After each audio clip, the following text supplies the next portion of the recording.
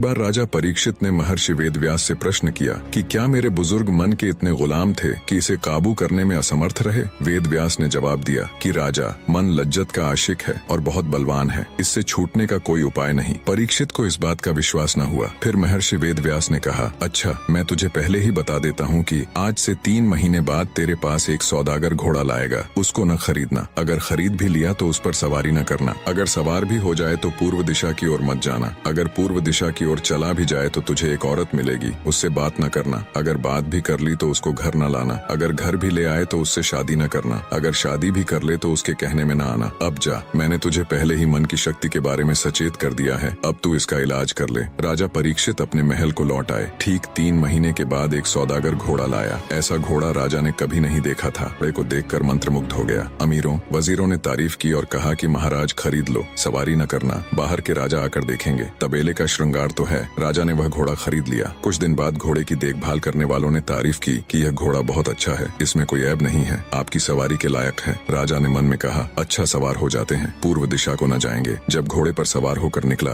घोड़ा मुंह हजोर होकर पूर्व दिशा में जंगल की ओर चल पड़ा। आगे एक जगह एक बड़ी खूबसूरत स्त्री बैठी रो रही थी। राजा ने घोड़े से उतरकर रोने का कारण पूछा तो वह कहने लगी, मेरे स्नेही और रिश्तेदार मुझसे बिछुड़ गए हैं, जंगल में अकेली हूँ, मुझे समझ नहीं आती कि कहाँ जाऊँ, मुझे अपने साथ ले चलो। राजा ने सोचा, कर्मों की मारी अबला नारी है, इसे यहाँ सुनसान जंगल में छोड़ना ठीक नहीं। सोचा कि घर ले चलता हूँ, इसके साथ शादी नहीं करूँगा। राजा उसे घर ले आया। कुछ दिनों के बाद लोगों ने तारीफ की कि बड़ी नेक है, बड़ी सुशील है, आपके लायक है। राजा का भी उसकी सुंदरता पर दिल आ गया था तो उसने शादी कर ली। तो औरत से शादी किए राजा परीक्षित को कुछ ही समय हुआ था। एक दिन राजा से कहने लगी कि एक आम आदमी भी जब शादी करता है तो अपनी बिरादरी को खाना खिलाता है। राजा ने पूछा, तू क्या चाहती है? बोली, ऋषियों मुनियों और नेक पुरुषों को बुलाकर खाना खिलाओ। राजा ने ऐसा ही किया और राज्य के सभी ऋषि मुनियों और संतों को भोज के लिए आमंत्रण दे दिया। जब सब ऋषि मुनि आकर बैठ गए तो स्त्री ने राजा से कहा, मैं आपकी अर्धांगिनी हूँ, मैं भी आपके साथ सेवा करूंगी। अब ऋषि मुनि जंगल के रहने वाले थे। रोटी परोसते परोसते कहने लगी, ये सब बदमाश हैं और मेरी ओर गलत नजरों से देखते हैं। राजा को क्रोध आया, तलवार लेकर सबको कत्ल करना चाहा। उसी वक्त वहाँ महर्षि वेदव्यास प्रकट हुए और बोले, बता राजा, तू क्या कहता था? राजा परीक्षित ने शर्म से अपना सिर झुका लिया। निष्कर्ष, मन ने बड़े बड़ों की मिट्टी पलीत की है। पराशर, विश्वामित्र, श्रृंगी ऋषि और अन्य कई ऋषि मुनि मन के वश में आकर गिर गए। जब मन पर लगाम नहीं होती तो यह मनुष्य को विनाश की ओर ले जा सकता है, चाहे वह कितना ही बुद्धिमान या धार्मिक क्यों न हो। केवल आत्मनियंत्रण, विवेक और गुरु के ज्ञान से ही मन को काबू में किया जा सकता है।